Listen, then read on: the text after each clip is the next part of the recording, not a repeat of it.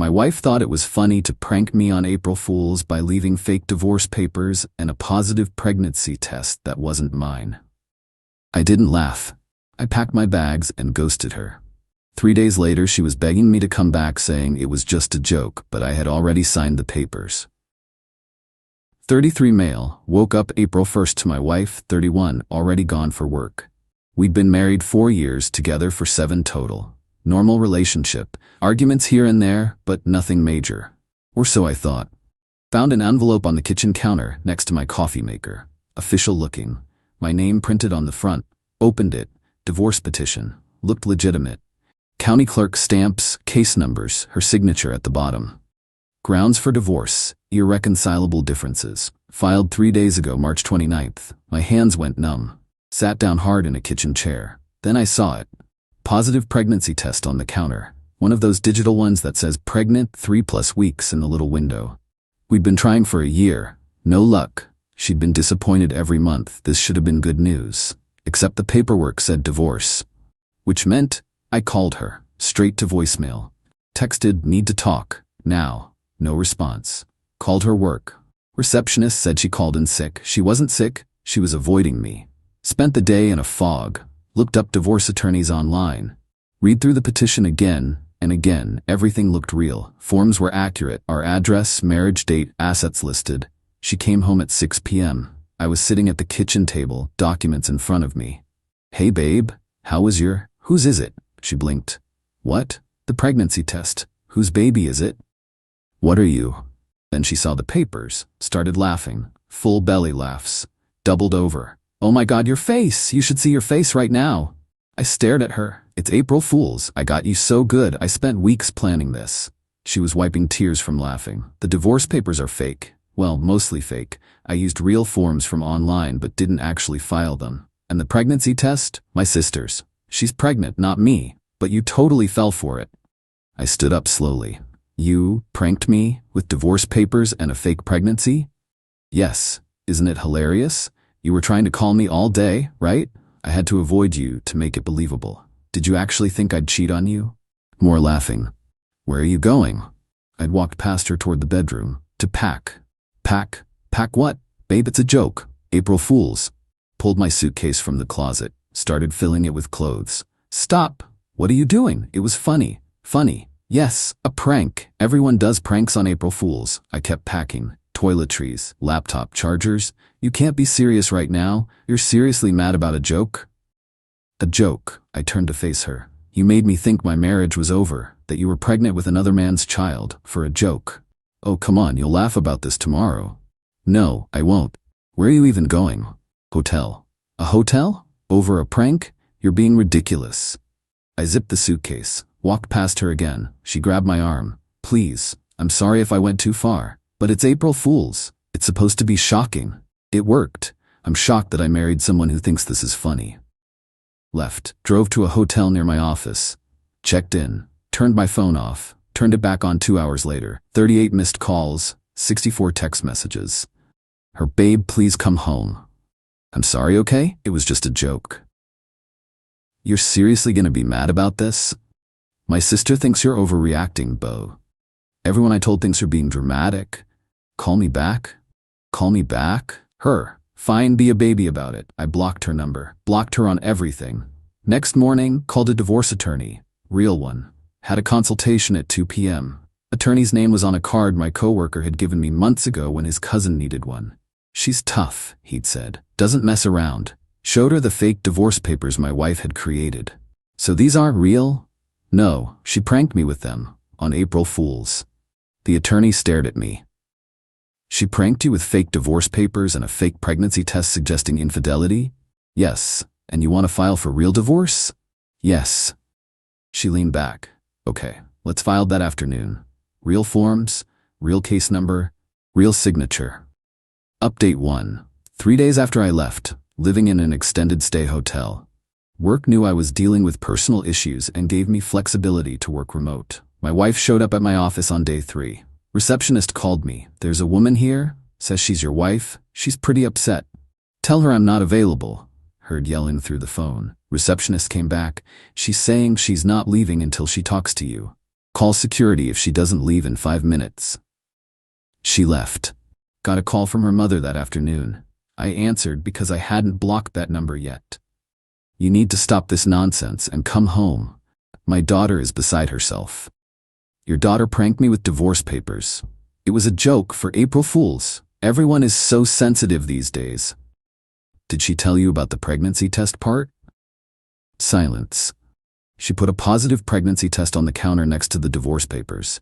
Made me think she was leaving me for someone else. Oh, she didn't mention that part. Funny how that works. Look, she made a mistake, but you're taking this too far. You left over a prank. I left because the person I married thinks destroying someone's trust is funny, and I filed for actual divorce yesterday. She should be getting served today. Her mother's voice went shrill. You what? Real divorce, real papers, not a prank. You can't be serious. I am. Don't call this number again. Hung up. Blocked. That evening, my wife's best friend called from her number. I answered thinking it might be work-related since I didn't recognize it. You're being a huge jerk. You know that? Who is this? Her best friend. She's been crying for 3 days over a stupid prank. Do you know how many relationships survive worse things? Good for them. This one doesn't. She made one mistake. She made a series of calculated decisions over several weeks. She planned this, got forms, got her sister's pregnancy test, coordinated avoiding me all day. That's not one mistake. That's sustained effort to emotionally devastate me for entertainment. It was April Fools. And now it's April 4th and she's getting served divorce papers. Funny how time works. You're throwing away 4 years of marriage. She threw it away when she decided my pain was comedy. I'm just filing the paperwork. She loves you. Then she has a really messed up way of showing it. Blocked that number too. Got a call from my own brother that night. She'd found his number somehow. Dude, your wife called me crying. What the hell happened? Explained the whole thing. Long silence. Yeah, okay, that's pretty messed up. But are you sure divorce is the answer? Maybe counseling? Would you go to counseling with someone who thought destroying your emotional stability was a fun prank? When you put it that way, exactly. She keeps saying she didn't mean to hurt you. She meant to shock me, to upset me. That was the entire point. She succeeded. Now she gets to live with the consequences. Fair enough. You need anything? Nah, I'm good. Thanks for checking. My wife started calling from random numbers, different one each time. I'd answer thinking it was work or the attorney. Please just talk to me. Hang up. Block number. I'm so sorry. I'll never do anything like this again. Hang up. Block number. You're ruining our lives over nothing. Hang up. Block number. Started sending emails to my work address. HR forwarded them to me with a note. Do we need to get involved? Told them no. Personal matter being handled legally. They said to let them know if she showed up again. She did. Day 6. Security escorted her out. She screamed at them that I was her husband and she had a right to see me. They explained trespassing law to her. She left. Got a cease and desist letter sent through my attorney. If she contacted me again, outside of legal channels, I'd pursue a restraining order. That finally stopped the calls. Update 2. 2 weeks after I left. Preliminary hearing was scheduled. My attorney had warned me this might get ugly. It got ugly. My wife showed up with her own attorney, some guy in a cheap suit who looked fresh out of law school. Her side argued I was abandoning the marriage over a minor disagreement, that I left without trying to work things out, that she apologized and I refused to accept it. My attorney presented 1. Timeline of her planning the prank over several weeks. 2. Text messages to her sister asking to borrow a positive pregnancy test. 3. Her own admission via texts to friends that she knew I'd be destroyed and thought it would be hilarious. 4. Evidence that she avoided me all day to maximize my distress. 5. Screenshots of her messages after I left, including ones where she dismissed my feelings as dramatic. The judge looked at my wife. Ma'am, you deliberately caused your spouse emotional distress as a prank? It was April Fools. It's supposed to be funny. Did he find it funny? Well, no, but did you expect him to find it funny? Eventually, once he calmed down. So you expected him to be upset initially? Yes, but that's the point of a prank. You scare someone and then reveal it's fake and everyone laughs. And when he didn't laugh, what did you do? I apologized. Before or after he left? After. And did your apology acknowledge the severity of what you'd done? My wife hesitated. Her attorney whispered something. I said I was sorry. What more does he want? The judge made a note. Petition for divorce will proceed. I'm ordering mediation for asset division. You're both required to attend in good faith, or this goes to trial. Her attorney objected. Your Honor, we believe this marriage can be saved with counseling. Does your client want counseling? My wife perked up. Yes, I'll do counseling. Does the petitioner want counseling? My attorney? No, Your Honor. My client is filing for divorce based on irreconcilable differences. The respondent's actions demonstrated a fundamental incompatibility in values regarding trust and respect. Judge, granted. Mediation scheduled for 3 weeks from today. Outside the courthouse, my wife tried to approach me. Her attorney held her back. My attorney positioned herself between us. Don't, my attorney said. Cease and desist is still in effect. I just want to talk to him. Through your attorney only. We left. In the car, my attorney said, she's going to make this expensive. Her lawyer's young and probably working on contingency or cheap because he thinks he can drag this out. Be prepared for requests for spousal support. She works. Part-time retail. You make significantly more. She'll argue she's entitled to the lifestyle you provided. We've only been married 4 years. Doesn't matter. Some judges award temporary support for even short marriages. We'll fight it, but be prepared. Great. Mediation was a disaster. She wanted the house. I'd bought it before we got married, but she claimed she'd contributed to improvements. She had. New kitchen counters, landscaping, painted 3 rooms, maybe $8,000 in improvements over 4 years. House was worth $340,000. I owed $190,000 on the mortgage. She wanted half the equity. That's $75,000, I said. For improvements you claim total $8,000? Her attorney, she maintained the home, managed household affairs. Her contributions enabled your career advancement. She worked part-time at a boutique, by choice. I never asked her to quit her full-time job. My attorney, my client will offer $15,000 for her contributions to home improvements. That's nearly double actual costs. We want $60,000. Based on what? Emotional contribution to the marriage. My attorney actually laughed. You're requesting compensation for being married? That's not how this works. We didn't settle. Going to trial. More costs. My attorney estimated another $12,000 in legal fees to get through trial. My wife's family started a phone campaign. They'd call my parents, my siblings, my cousins, anyone they could find, telling them I was being cruel, that I abandoned my wife over nothing, that I was heartless. My mom called me. They're saying some pretty awful things about you. Mom, she pranked me with fake divorce papers and a pregnancy test that wasn't hers, implying she'd cheated and was leaving me. Oh, they left that part out. They said she just did a silly April Fool's joke and you overreacted. Funny how the story changes. Want me to set the record straight? Only if people ask. Otherwise, I don't care what they think. 3 of my friends reached out after her best friend contacted them, told them my side. They were all some version of, yeah, that's divorce worthy. One friend, dude, my wife told me if I ever did something like that, she'd leave me too. That's psycho behavior. Another friend, I pulled a prank on my girlfriend once, put fake snow in her car as a surprise.